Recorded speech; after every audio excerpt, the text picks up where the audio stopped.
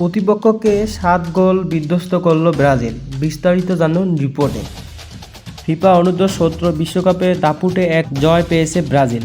প্রতিপক্ষ হন্ডুরাসকে নিয়ে রীতিমতো ছেলে খেলা করেছে সেলেসাও যুবরা।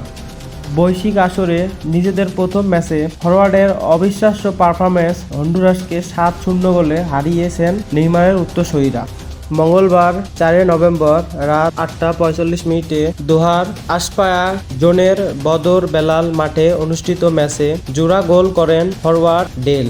এছাড়াও একটি করে গোল করেন forward রুয়ান Pablo, Philippe Moraes, voter, Hugo আঙ্গেলো ও গিলারিয়েল মেক।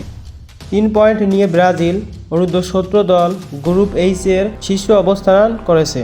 তাদের পরবর্তী ম্যাচ ইন্দোনেশিয়ার বিপক্ষে বাংলাদেশ সময় ৭ নভেম্বর রাত ৮টা ৪৫ অনুষ্ঠিত হবে। এরকম ইন্টারেস্টিং ভিডিও পেতে চ্যানেলটি সাবস্ক্রাইব করুন এবং ফেসবুক পেজটি ফলো করুন। ততক্ষণে দেখা হচ্ছে অন্য কোনো ভিডিওতে।